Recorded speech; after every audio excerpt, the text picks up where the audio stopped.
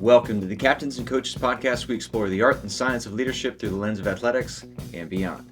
I'm your host, Tex McQuilkin, and today we have a special episode where I am co-releasing an interview I did with Mikki O'Neil on her podcast, Purpose After Sports. Mikki did an amazing job with the interview, and I got to tell some fun stories from my athletic career, start of my coaching career, and then the start of Captains and Coaches. So glad to share this episode with you. Go ahead and give Purpose After Sports a follow on Instagram and Spotify. Mikki does an amazing job with all of her interviews. So without further ado, let's hand it off to Mikki, who helps us raise the game. Ready, and rec.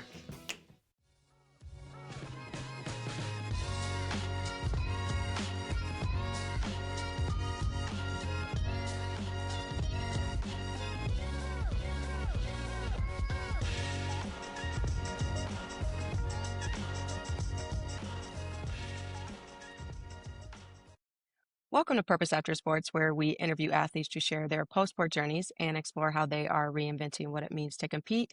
Today, I am here with Tex McQuilkin. He is a former college lacrosse player, and now he is a strength and conditioning coach, an educator, and a global presenter.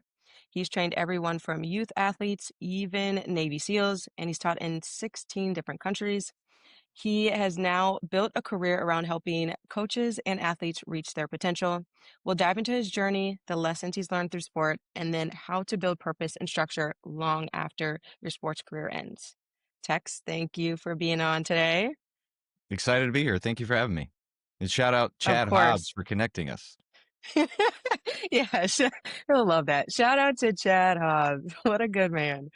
Um, yeah, so he definitely reached out to me to let me know that Tex was such a great person and a good person to have on our podcast. So without further ado, let's get into a little bit of your story, Tex. Talk to me about lacrosse and how you got into the sport and choosing that university and what it's helped you with. Yeah, I love to feel that lacrosse found me, and I was very fortunate. So grew up west of Houston in a town called Katy, Texas, where football is life. If you've seen the movie Friday Night Lights, it was very representative of how I grew up. If you've seen the TV show, trust me when I say this, high school is not that dramatic. So town was shut down. The challenge was we had two high schools. We had one that was a winner state championship every single year, and then we had where I went to school. We won the academic Mm, decathlon state championship. So it was that kind of institution, and we would yeah, lose a lot in football. But there was still this passion and connection to the sport, and unfortunately, coaches broke it for me and my boys. And that's when we started a lacrosse team. They made a decision for us about our performance. They took the sophomore class of my junior year, they put them on varsity and told the boosters that, hey, we're going to lose for 1-2 years, and then we're going to compete that third year for their senior class. What the coaches didn't see coming was Andy Dalton, phenomenal athlete, NFL quarterback, torched us for 60 and never looked back. Needless to say, that coaching staff ended up getting fired eventually. But what yeah, became of it, we started our lacrosse team. So 10 of that junior class, friends and I, we started the team. 5 of the 10 of us went on to go play in college. And that's what led me to Marymount University. I was the first NCAA lacrosse player from that community.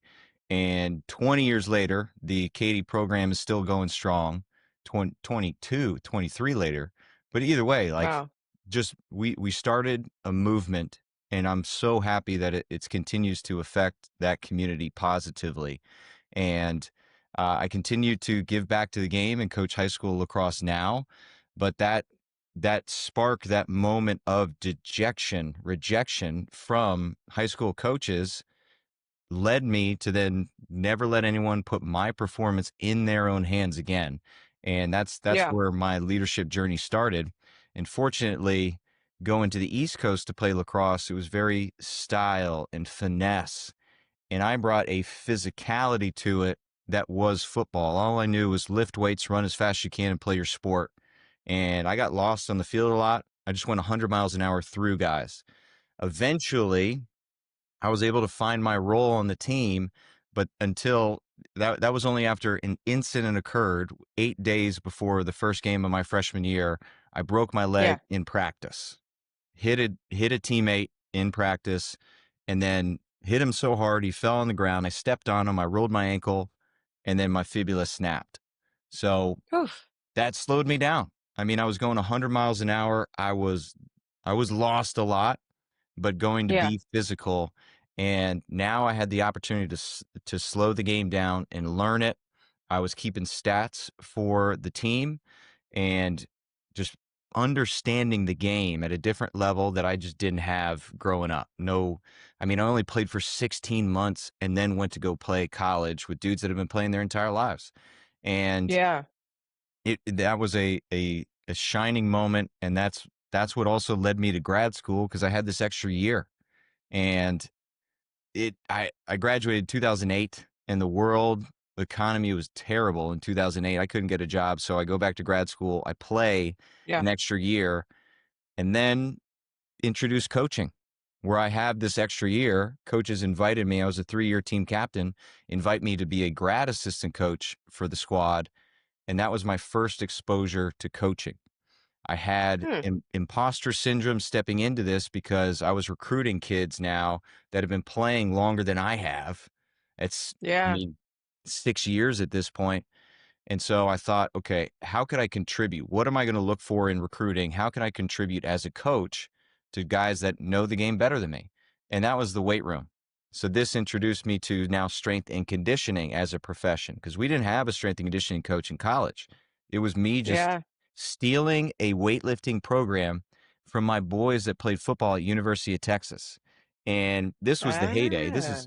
I was doing the same workouts as Vince Young as a Division III freaking short genetic trash can lacrosse player from Katy, Texas, and not getting the same results as Vince Young. So, Yeah. yeah, I didn't know anything about strength and conditioning. It was just lift weights, go hard. And now I was forced. Here's another just defining moment for me.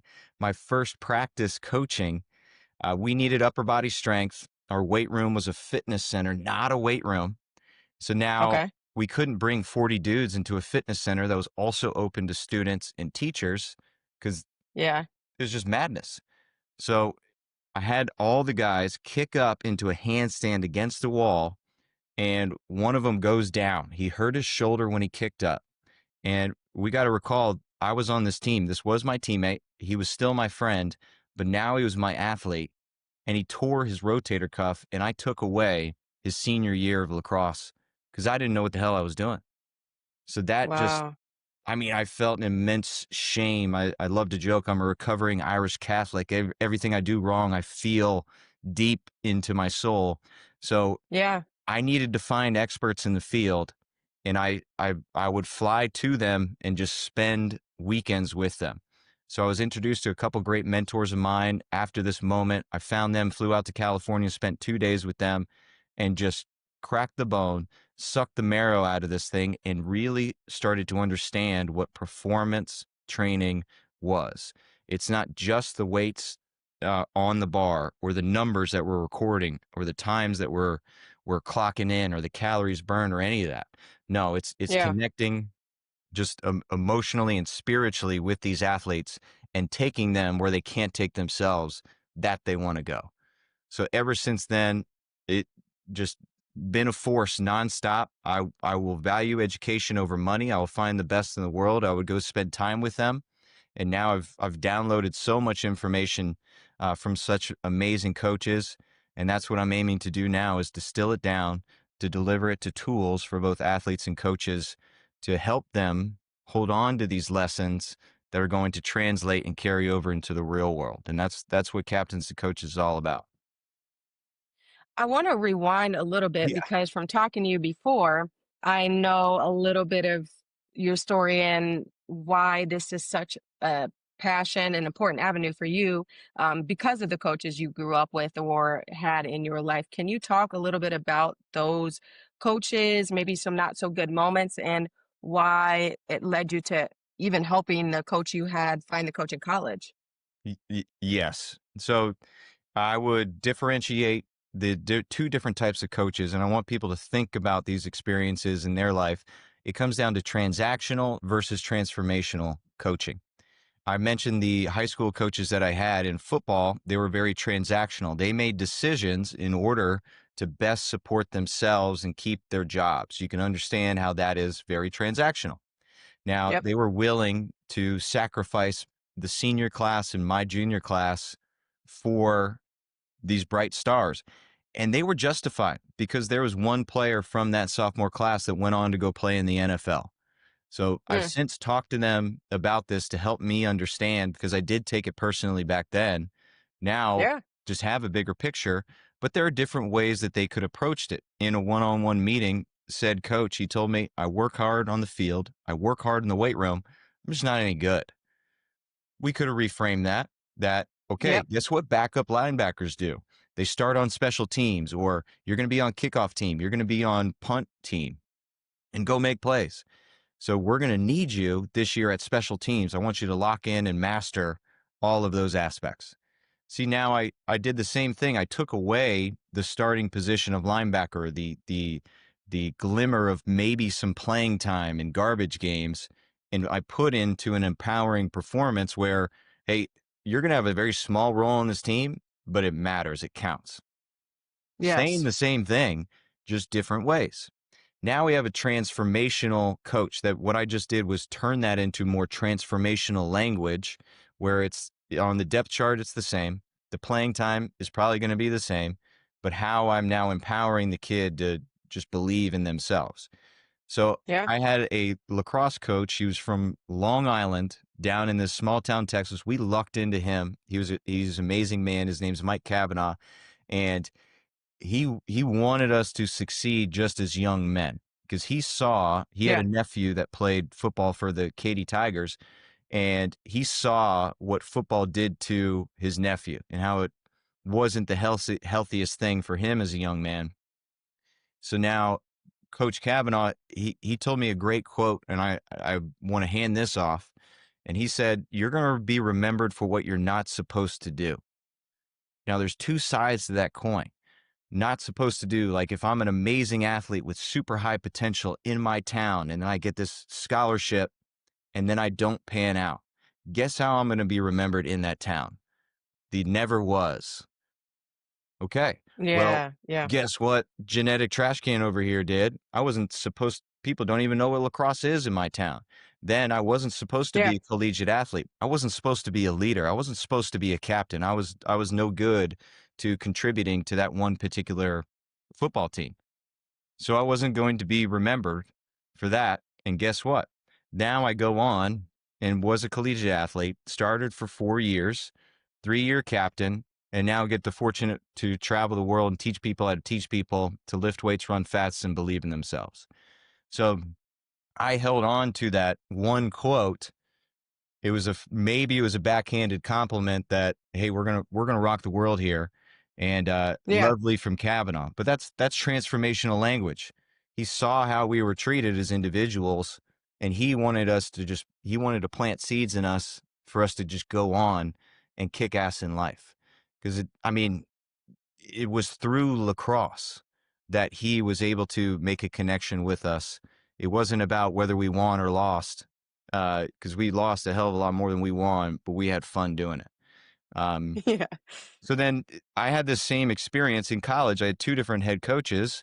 My freshman year, technically the coach that recruited me, he was very transactional. He played at Yeah. Yale. He was very demanding, and he wanted the best for us, but he was going to demean and grind and push us until we went from coal into diamonds. Now, the Mm. result of that was a lot of dudes quitting the team. So now we had less people on our team, which then he Yeah. demanded more of less people because he drove a bunch of people off. And then the core that remained, we spite played. We did not quit because we didn't want him to win. And it brought us together. We were able to develop the tools to come together, connect, and lead ourselves where he did not lead us. And so almost presenting and developing these barriers against this negative attitude, and Right. fortunately created a lot of resentment up where I don't like to lead that way. I was prepared for it and had experienced this in high school. So I was able to just brush a lot of that stuff off and continue to move Hmm. forward. And I brought a lot of teammates with me with that mindset, with that attitude. So I was able to now start into a leadership role where being like, dude, don't listen to him. You're the best player I've ever seen. Yeah. Whether that means anything to you or not, dude, you're amazing. Let's fight through it. So starting to get my reps at leadership at that moment, especially with a broken leg. I couldn't contribute on the Yeah. field. So then that coach, transactional coach, he went on to leave and take another job, and he knew he was leaving and he didn't recruit. So he left our team out to dry. So the few dudes that we had left, again, we became even more enmeshed and closer together.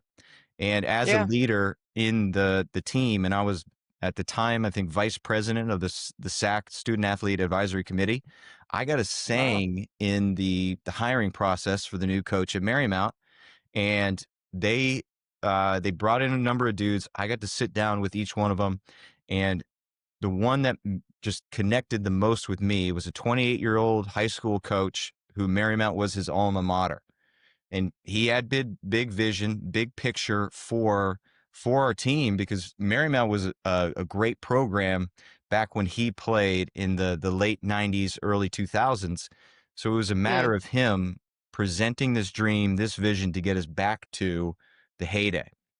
And Yeah. he just so happened to play with my brother-in-law, so I had heard these stories 1,000 times.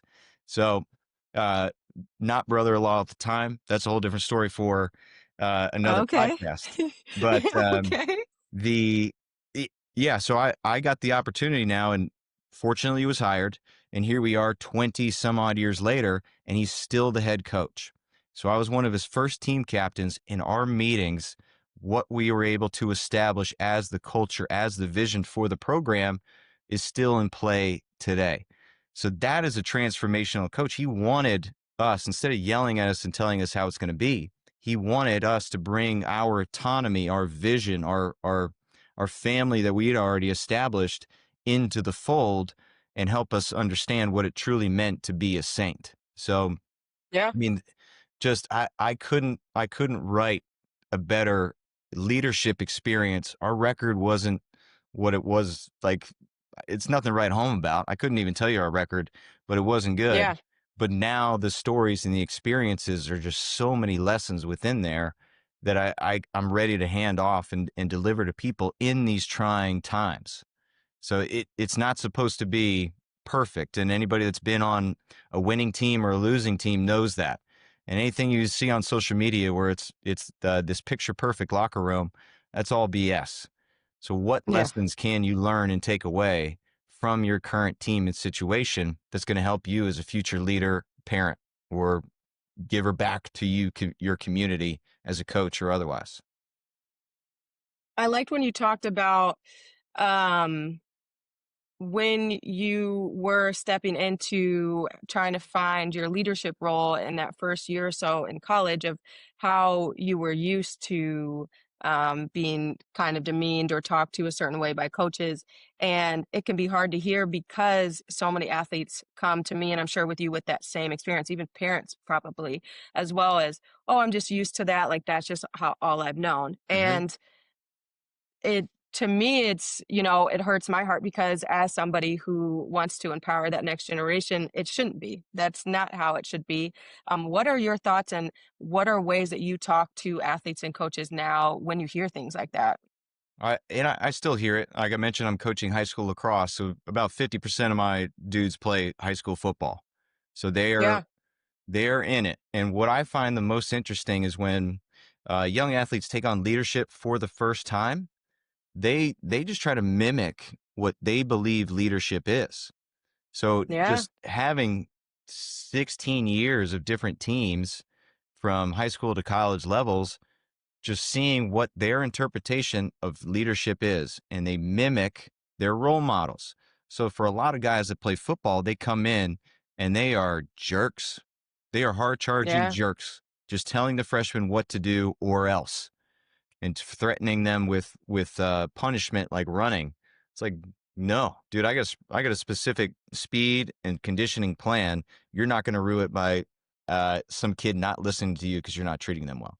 So Yeah. that's interesting. And then you have more guys that they come from club sports only. So they don't play the competitive football, but then they play a very entitled game of club sports and then step into leadership. And they're more quiet. They just have a trouble connecting socially. So the football guys are Mm. great socially because they spend so much time together already. And now instead Yeah. of locker room football, now it's locker room lacrosse. The club guys, there is no locker room. The club ball, it's people from all over all the different schools. So Yeah. seeing them default to, oh, I'm just a lead by example guy. I'm not going to say anything. They're going to do everything that you ask them to do. However, they're afraid to stand up against the big personalities and confident football personalities on the team. So then it's Yeah. okay, how can I empower and give the tools of communication to the lead by example guy? And then at the same time within football, help them have some form of empathy. Yes, a teenage boy is capable of empathy, and Yeah. the fun conversations are trying to navigate this. For the less empathetic player, I talk about fiction. So it could be Star Wars, it could be Lord of the Rings, or just one of the big fictional things that's popular, whatever they globbed onto as a kid, and help them realize the hero's journey. And they walked a mile in Luke Skywalker's shoes or Han Solo's shoes. And how did that feel? And then now we connect to, oh, that was empowering. So who had mentors? Luke Summers. Luke Summers, my pal. Luke Skywalker. Luke Skywalker had a mentor. So now as a Yeah. leader, guess what you get to be? You get to be Obi-Wan. This kid, he's a freshman. He doesn't know anything. Remember when Luke Skywalker picked up a lightsaber for the first time? Again, I haven't seen this movie in 20 years, but the story is the story. So Yeah. it's Yeah. helping them understand now, hey, dude, even Luke Skywalker needs a mentor, and that needs to be you right now. Was Obi-Wan a jerk? No. He led him Yeah. to the answers. So it's helping them understand now what a true leader is. And it's that mentor, it's that guide. It's not telling them exactly what to do, it's leading them. So you're leading them to water in a sense, and you're helping them make their own good decisions. They want to go set up the field and get the water because that's what's best for the team, not they're threatened with running. So Yeah. then that's with our very um, aggressive leaders, I'll call them. Then with our quiet or more lead by example guys who are quote unquote shy, or they have their imposter syndrome of it. Speaking is uncomfortable. Now I find Mm-hmm. ways for them to speak in warm-ups. This is counting. Everybody can count Yeah. to 10. So now I hand off counting our push-ups or counting our squats, the dynamic warm-ups that I'm leading.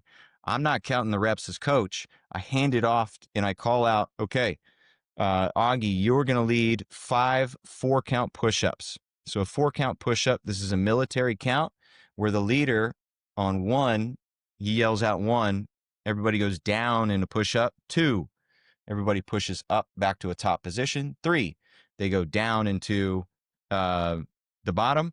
And then Mm-hmm. everybody pushes up. Instead of the leader saying 4, the team says the rep number 1. So now that is embarrassing for a lot of people. They're afraid to mess up the count.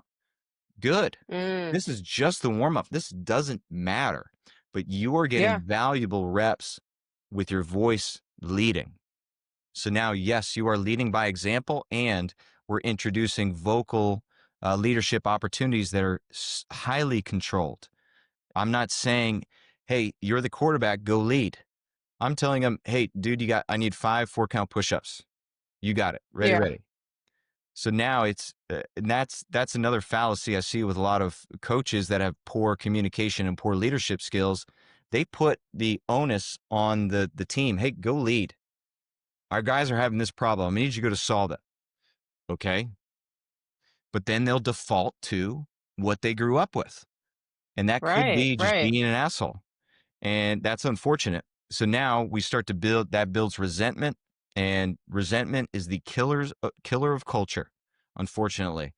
So now if my freshmen, they're being talked down to by seniors, guess how they're going to guess how they're going to talk to the freshmen when they get there, speaking down to them. Yeah, Guess how they're going to lead in the office in future life. They're going to start talking down to people. They're going to demand all this stuff versus empowering and motivating and asking for help. So it's fun social. I call it social emotional leadership. Just playing different games, running different plays in the leadership camp every single day that I'm out at practice and having fun, and then just translating that into lessons.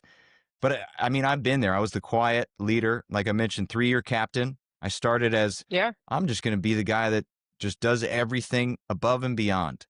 Then my vocal seniors graduated. So now I step up. Oh crap. I got to start holding people accountable. I got to start calling people out for stuff that I see instead of just being quiet, lead from the front guy. And then by the time I was my last year playing, now I had plenty of reps vocally, and it's teaching people how to go. And there's never been a moment where I've been more confident than that last year playing. I knew all the systems, but now it's okay. I have to step up into a leadership role. And so last point here is that relationship, fortunately, with my transformational coach, John Reynolds, is he was able to mhm, lead me from just shy, quiet example kid into leading a squad. And then I tackled any social emotional issues that we need to get guys in line, more connected to behavior. And if there's a problem that was beyond uh, a strong talking to from one of your teammates, then I just sent it up the yeah, flagpole to coach, and he had the authority to take away ultimately playing time and truly punish with what most athletes value the most. So if I couldn't solve it, send it up the flagpole, or if it involved situations that needed authority, then sent it up the flagpole. But yeah, was sometimes I was a jerk, but it's that was getting reps at leading and seeing what worked and didn't work. And yeah, I wasn't always perfect, but all of those are just fun stories I get to tell on a podcast now. Talk to me about, I'm intrigued now. I'm jumping my own questions. As you have started to coach and share and teach leadership, do you have pushback with those maybe coaches that or those transactional or maybe those leaders that just don't want to kind of step out and maybe have a voice? Oh yeah, which is mind blowing to me, but am receiving internet hate. But then that forces me to get tools to now practice this. So this Yeah. I in when I post something or say something or teach at a conference, um, and people aren't buying in, I started out as being like, what do you mean? Now it's like, okay, how did I phrase it? And my goal was to allow my experience to be listened to. And if Mhm. they're not willing to listen, well, that's not on me. I'm not taking it personally. So Yeah, yeah, yeah. putting them in a position to understand the message. This is the beauty of social media clips. I have my 60-second clip, and then I got text to provide more context. And within both of those is an opportunity for them to connect with it. Did they choose to read the context? No. Okay, well, that's on them. If they're Yeah. if they're in denial of this, or maybe their limited experience didn't doesn't reflect what my experience does, okay, you just need more time in the field, dude. Because I've been Mhm. 16 plus years, 16 different teams each year. A team evolves. I've been at the tip of the spear all the way to understanding parents and development and child development. This this comes from a place of passion for people, and Yeah. maybe there's something internally that is going on with you. So I've learned to not take this stuff personally, where I always used to hold the mirror up and take full responsibility for them to understand the message. And this is where Chad Hobbs and I can have some fun banter. Where if I Yeah. was making a point and Chad was pushing back against it. My defenses, I would posture up and get defensive and try to XYZ, help him understand my point. But he had a different Yeah. perspective. He was coming from a basketball background. I'm coming from a field sport background. While there are similarities, there are completely different cultures. And at the same time, we're talking grass versus court. So different rules apply to this. So some Yeah. particular speed conversations that we had, it led me to then reflect on and understand better now this. So I internalized that and then took it into a lesson to now understand speed and footwork better, to then translate better to guys like Chad, who are willing and wanting to learn. That's why they're asking questions. Now, the people on Mm. the internet that are speaking negatively, they're not willing to ask questions. They're just trying to demean and go down. So Yeah. it's giving all these tools and filters, and then ultimately this is the most valuable tool that I've taken away from it. And this is, I'm going to start referring to this as the Charles Barkley method. Simply, is it true? So this Mm. is a quick aside. So Barkley, when he was a rookie, he had Julius Erving, Dr. J, at the end of his bench, and Barkley, traveling all over the country with different NBA sports writers, he would read the performance from the previous night in the next day's paper, and then that would ruffle his feathers and he'd get pissed off. So now, Yeah. him understanding, like, these are individuals that are critiquing your play that never played the game or have limited experience in playing the game, and he's playing at the highest level. So Dr. J had enough of this, and he asked Barkley, okay, read through it. Is it true? So then Barkley would say, no, like, and highlight a point. No, he said this though, and blah, blah, blah. And then Dr. J would stop him from his emotional tirade. And Yeah. is it true? No. So if it was true, well then, okay, that's a critique on me and my game. Guess what I get the opportunity to do? In practice, I'm going to attack this and turn it into a strength. So the next time I get to visit, New York Knicks, I'm going to use this move that the guy called out before.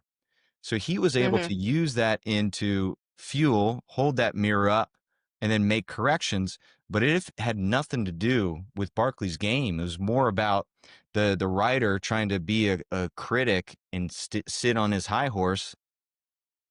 Forget about it. So now Right. I had to learn that lesson via social media comments and just be like, is it true? So certain comments, I leave them up there because it makes that coach or whoever look really bad. So I don't delete it. I just leave it up there and I ignore it. Yeah. And that's a great tool as well. So, and now handing off the lessons, because what do kids at high school do? They read the social media and it affects them. They hear the gossip, it affects them. So now Yeah. working this, is it true, into practices, and this is a big tool I lean into, is banter and radical candor. So radical candor is true critique with compassion. So if I see something, I will say something because I want them to correct it and improve. The Yeah. banter is now how I apply some light humor to it. So that could be some rolling some self-deprecating humor in there, saying like, I've already done it a number of times on this podcast. I'm a 5'7" genetic trash can, being like, dude, I see this in your shot. I know you can get there. I'll never be able to get there. Or I don't play offense, I play defense. So now I'm Yeah. Yeah. putting some banter on top of it, putting it on me if I know that he's a freshman and he can't necessarily take it. But as the higher Mm-hmm. they get up in the classes, now I direct the banter intentionally more towards them, being like, dude, you missed that shot because you've been skipping your calf work in the gym. Trust me, dude. Look at those pencils. And they have developed calves. So is it true? I'm intentionally saying the opposite of what they Yeah. know to be true. And when they get ruffled, like Barkley started with, being like, dude, I'm just messing with you, right? Look at your calves. Look at mine. You got bigger calves than me. Like, I've been training and trying hard to get those for 40 years. You're born with this gift. So now anytime somebody talks trash to you, which is very common on the court, on the field, ask yourself, is it true? So that takes reps. I love to call it building calluses, because we do weight training as well. So building calluses on their hands for our weight Mm-hmm. and stuff. Now we're building calluses socially and emotionally, preparing us for the people that are going to go after us, that are maliciously trying to pull us down because of, their own stuff going on. Yeah. No, I like that because, obviously we want our kids and adults to be self-aware. I think that's super important. But also at the end of the day, maybe you're in a situation where you can't switch a coaching staff and you have a coach that's, putting you down constantly, or maybe you're in the work aspect and for whatever reason, you don't have a good leader. And at the end of the day, um, if you can take anything from their message, great. But as long as you can tell yourself, are those things that are malicious and trying to attack you, are they true? No. Okay. We gotta put those in a separate box. We gotta move on from those. Mm-hmm. I like that method. I am going to use that a little bit more myself. Is that true? As we move down the questions, as a certified strength and conditioning specialist, what are foundational must-haves for someone who is coming out of sports and want to build a training habit again? I'm sure you know, and our former athletes, we come from such structure and then it's none, nothing at Mm-hmm. all. How do we slowly start to build that back again? Well, that's the beauty of D3 sports. There's no structure. You got to do it yourself. So I'm grateful for that. Yeah. If you were used to that, the aim is to start to hold yourself to the same accountability as your coach would. So this is self-leadership. So if your aim is, okay, we had practice every morning at 8 a.m. or weights at every morning at 8 a.m. or weights Monday, Tuesday, whatever your schedule was, the best opportunity for you is to maintain that schedule. So now, if you have a 9 to 5 and you cannot maintain that schedule, I need you to pick your days to get up early and go before. I love Yeah. training in the morning before the whole world comes crashing down on your business. So if you say, "Oh, I'm going to get to that," something always comes up. You're never going to get to it. Um, Yeah. Very so true. the same discipline that you've established, those are tools that are going to prepare you for getting back into fitness. One of the beautiful tools of discipline that you learned and mastered as an athlete is called delayed gratification. I'm going to bust my tail during the summer for a spring season. I'm going to bust my Mm-hmm. tail during the winter for fall season the next year, because it was so painful and emotional for me to lose. I'm never going to lose that feeling. So that is delayed gratification.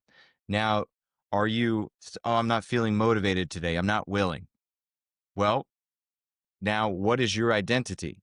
Do you Mm-hmm. identify as a champion? Well, champions keep showing up. Yeah. Yeah. It doesn't matter how they're feeling. More often than not, their feelings are lying to them. And there's Yeah. one of my favorite authors, his name's Stephen Pressfield. He wrote a book called The War of Art, and he refers to something he calls the resistance. So it's that little voice inside your head that's telling you to sleep in, or telling you it's too cold outside, or telling you like, just wait till 5 o'clock when we get off work. So Mm-hmm. that is resistance. That is an enemy trying to pull you down. So if you're identifying as a champion and you feel that conscience, that pressure, that little voice inside your head, that resistance trying to talk down on you, flip the competitive switch that allowed you such great success in college and get after it. View them as an enemy. Yeah. I feel like that's so important too because it is a tool that I had to think about after sports is, you hear we time management, you hear the common ones that you get from being an athlete, and they're very, very good. But one that has been brought to light in the past couple of years that I think is so important is the delayed gratification. We, depending on how long and how serious you took sports, you have worked for an extremely long time at a goal you might not ever reach, but for some reason you keep in that grind, whether it's discipline. It has to come into discipline after motivation is gone. Mhm. um, and I think that is such an important reason and way and a tool that we can still use in everyday life to build those habits again. As you talk about behavior change, what does that mean day to day for someone who is no longer in sports? It's a topic which was your master's, and I'm sure you use that day to day. How can our everyday athlete or former athlete use that? So that you need to get aligned with your current behaviors. And then I truly believe in the power of goal setting, but you must write them down to make them real. So write your goals down, Yep. pen to paper, like handwritten, not printing and typing or putting on your phone, handwritten, and then you just put it in your bathroom mirror. You're going to go there every single morning and stare down those goals and think of the opportunity for me to get closer to them today. You're also going to go to bed, brush your teeth, and you got to stare at them and think about, did my actions bring me closer to what I'm trying to accomplish? Do my Yeah. actions match my goals? If it's nutrition wise and you were going out to happy hours, those are not aligned. So we have an opportunity to realize, are our actions, our behaviors, our decisions responsible decision making that is leading towards our goals? So that's something very, very important to consider. If you don't have goals, that's step one. And it is very difficult to take that pen to paper, but that's why I want you to do it. And from goals, now we can create objectives, and objectives become the boxes that you check on your daily to-do list. So what leads to accomplishing that goal? If it's losing weight, if it's exercising 5 times a week, whatever it may be, 10,000 steps. Okay, what do I need to do to walk 10,000 steps? Okay, well, I got to get up earlier. And I got to start my day with 2K because I know I got a long meeting. We're going to be sitting down for 2 hours as an Hmm. opportunity.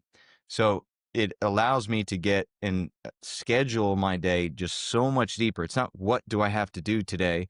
It's what am I going to do today that allows me to accomplish my goals on top of everything that my boss is demanding of me. Um, so if we can't write them down, you're not going to accomplish them. And then here's the beauty is you can mark them off. And that is the most rewarding experience Yeah. ever. So what I have is a giant calendar, and this was a gift. And at the top, this is a gift from Coach Justin Kavanaugh. It says, "Live your telos," and that's Hmm. his personal mantra. And then it's each month right across there. And on the bottom, it's got personal, it's got business, it's it's different goals that you can create. And so then I have Yeah. different color permanent markers and I write down the personal goals. And then on my calendar, I'm marking off when I accomplish them. So with different symbols. So for example, a podcast, I want to do 52 interviews a year. That's one interview at least a week on average. Some days, some weeks I get more than one, but I just mark it with a pyramid. I got Coach Wooden's pyramid for success because that's representative of getting better each day for me. So then I mark those pyramids, and at the end of the year, I'm going to tally up how close I came. Under that goal is the objective. I want 85% of my podcast to be in person. Why? Because 93% of communication is nonverbal, it's in person, and I feel it's a richer, deeper experience. And I know you've done some in-person podcasts and you feel the difference. It's difficult for us to Oh, talk yeah. about it to our listeners, but you feel the difference. And that means something to me as a richer, deeper connection. And when I come visit Chad, you better believe we're going to sit down for one. So the that's an objective. So now I got to manage. Okay, I know my goal is 52. Here's 85% in person. What trips am I going to make? What connections? Yeah. Who am I going to invite out to Austin? And just try to game plan for the whole year. That's an example. So there's different business, personal, relationship, financial goals that are on there that I'm tracking, and then just marking on that calendar. It holds me accountable every single day, and at the end of the year, it's gonna feel great because I'm Hmm. doing the due diligence of just marking my daily or my weekly wins. And you got to write them down. It's the most difficult part. And this is a challenge from Justin Kavanaugh. He says your dream 100. So whatever that means for you, for me, it was podcast guests. I got a dream 100 list. It is Yeah. so difficult to think of 100 people that I'm going to talk to. Yeah. So that could be dream 100, whatever it may be for people. I don't know. These are my personal goals. So whatever you Yeah. want to get out there, what's your dream 100 clients if you're a personal trainer, dream 100 athletes, whatever it may be if you're a strength and conditioning coach. Like, who do you want to personally work with, Right. or learn from, right? Who do you want to go visit and shadow for a couple days? If anybody wants to come out to Austin, Texas to see how I integrate movement, leadership, and long-term athletic and leadership development into practice, come on out. You're going to learn a thing or two about lacrosse along the way, but that's Yeah. just the little things. See how I lead a team between the whistles and get up and close and personal, and that is going to change how you lead practices or you lead your strength and conditioning sessions with your teams. Because the programs, whatever's written on the paper, the practice plan, doesn't matter. It's leading them with intent, the intensity in 10 cities to allow them to practice going full speed with urgency and then really making whatever is on the practice plan come to life. With the goal setting, I like how you touched upon writing them down, super important. And I'll bore my audience with the science. You're more likely to accomplish that goal with writing them down. So not only is it important, but you're more likely to get those goals accomplished. But I also like how you talked about writing the objective. So we write the goal, then what are we going to do to help ourselves achieve that, which is also very important as well. And so that way we're not only just seeing that goal, but how are we working towards we're going to reach that. And I think it's important. I'm sure you can agree to write that down as well. We can think through it, but writing down how you're going to accomplish that. Like you said, you want this many podcasts to get done. Well, how am I going to accomplish? Well, that means I need at least once a week or once every other week. So just seeing how you can create that dream or goal or reality is also very important as well. So it doesn't seem so large. Mm-mm. I want them large, Okay. but then there's steps Yeah, climbing that mountain. exactly. Um, for success, what does that look like 6 to 12 months out for someone who commits to structured, whether that's training or behavior change, especially tailored towards our former athletes? That's a great question. I think everyone's going to have to decide that themselves. And I Mm, would encourage them to create definitions of success in each of those buckets. So what I did, I only had success in my professional career. So traveling the world, finding the best in the world to learn from them, to bring back to my athletes. There was a lot of neglect for that, everything outside of that. So I would yeah. encourage people to then focus on relationships. Relationships take reps, just like leadership does. So I hope that you gain some confidence and learn something from each relationship you're in about yourself that you can bring into future relationships. So I wouldn't limit it to career success. Yeah. Just like where athletes, when we were in college, we were caught in the trap of what does success look like, and it was only connected to our performance in the sporting arena. Yes, there Yeah. was school, and I the joke is, right, academics are number one, athletics is number two. Yeah. Yeah. Yeah. Like I laugh. I checked my transcript just the other day, and I'm like, wow, I was clearly there to do one thing. So I was just did enough to get into grad school. That's about it. Um, Yeah. but I found that I learned through leaders and mentors rather than just reading and memorizing. So I found my own way to learn, and I didn't justify and define success as what was told to me by university. Define success in its own buckets, whether it's financial goals, but if you're only financial, something's going to give relationally. So include relationships, include family, include travel. I didn't travel until let's see, 2013 for me. I forget how old I was, but I got to do math. But maybe 27, 28. Didn't have a Mm, passport until then. Get a passport, get out there. There's so much world that is amazing. I turn that into success of what experiences and stories can you bring back? Not necessarily the amount of yeah. countries that you did, but what stories from each country did you live and can bring back for some fun stories with friends. So yeah, don't just limit it to career, and don't neglect relationships. That's one thing I'll say. I like that tidbit of writing down and defining what you personally define as success because uh, with everything and we're so used to being so driven in one area that that's not all that life is, and not to go on a tangent maybe for another podcast, but you once you get that free will high of no longer having that dedication to one thing, it can be crazy or it can be really good. And so defining what you want now to success to look like, but that doesn't mean it has to be circled into one thing. No, And giving yourself that avenue to have multiple areas of what you define as success.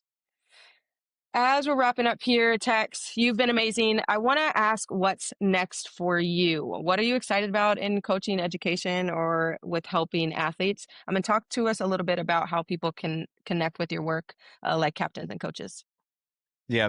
What's next for me is exciting to go into universities, go into prep schools, and teach hands-on leadership.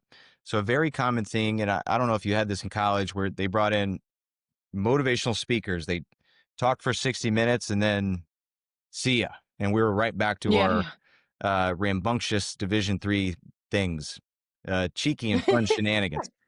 So yeah, Yeah. that felt good for an hour, but then we didn't apply any of those tools.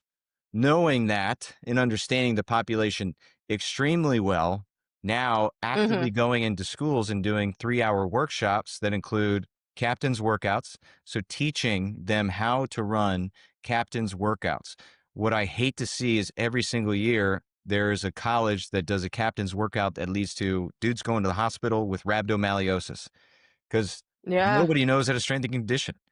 So, Mhm. okay, well, here's a playbook that you can run. What's the purpose of a captain's practice? For us to come together, for us to hold each other accountable, and do a wellness check before the conditioning test, saying, all right, well, 1, 2, 3 dudes, they're not even close. I'm going to get with them on the outside to do more fitness. So I will lead a captain's practice, captain's training session to show them the value and actually how to get better, test each other, and come together. So then Yeah. the next part of that is more instruction on conflict. So how to initiate a confrontation. Then include a bunch of role playing techniques, and the aim, I've done it with specific full teams, but I've also done it where schools give me all of the team captains, whether it's volleyball, softball, football, lacrosse, basketball, baseball, whatever. So it's men and female Mhm. dynamics.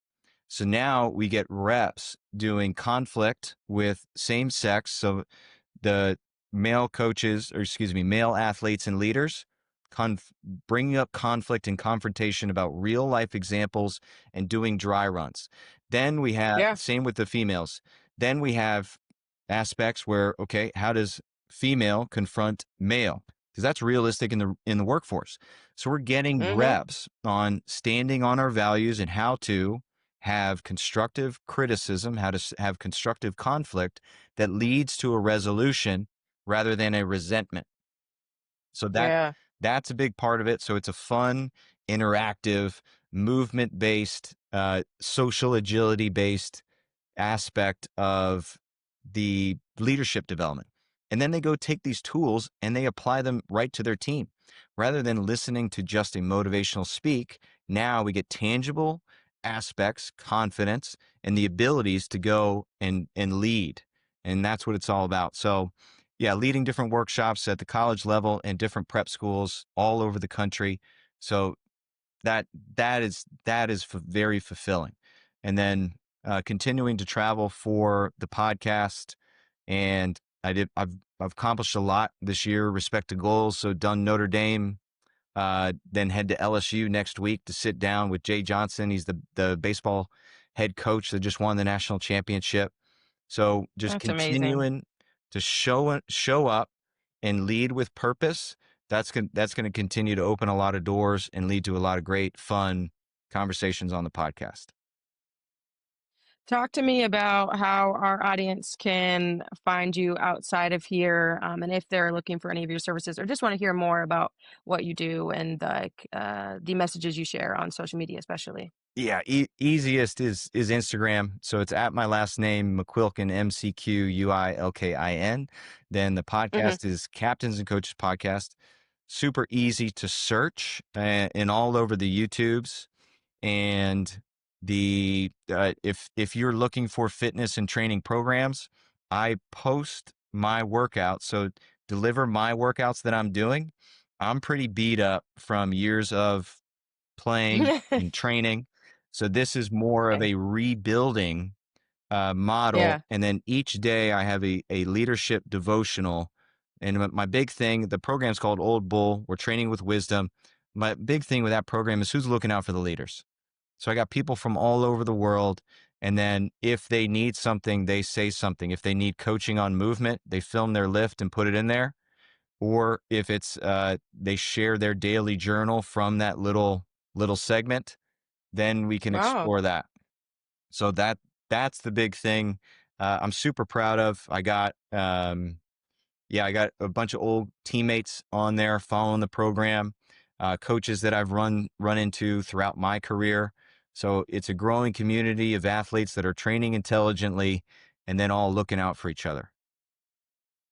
That's amazing. Wow, I love that.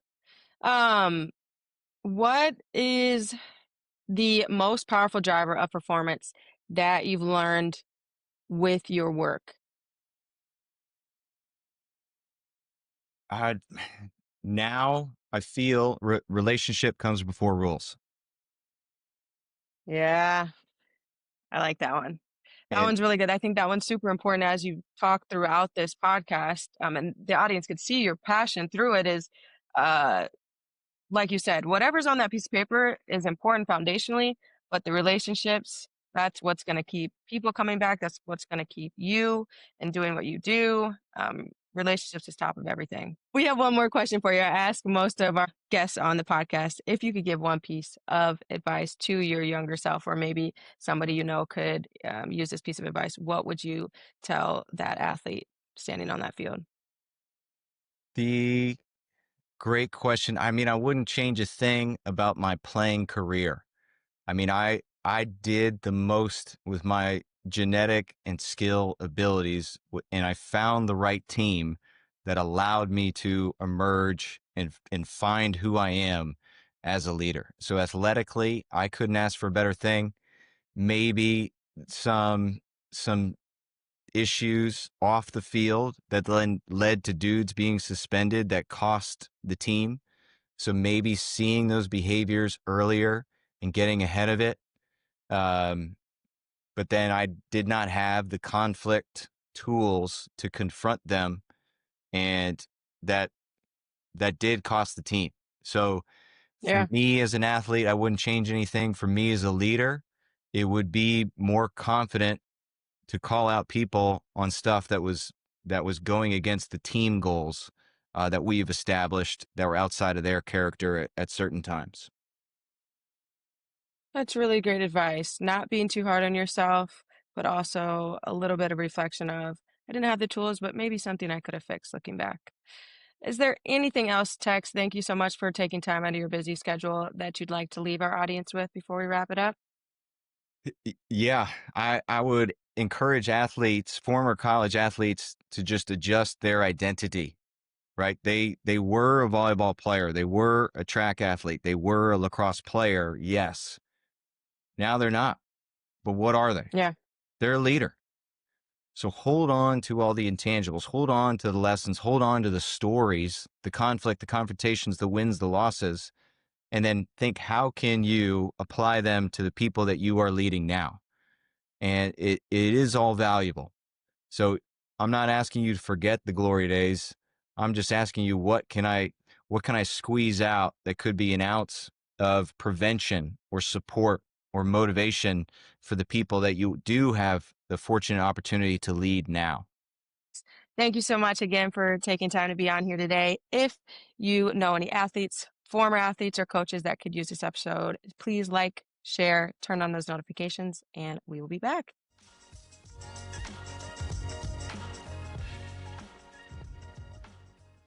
Thank you for tuning in to this special episode. Again, be sure to give Mikki a follow, Purpose After Sports, on Instagram and Spotify. If you want to get more information about captains and coaches and leadership, I suggest going to captainsandcoaches.com, signing up for our newsletter for weekly highlights, toolkits, and everything in between. Thank you for joining us. Looking forward to next time.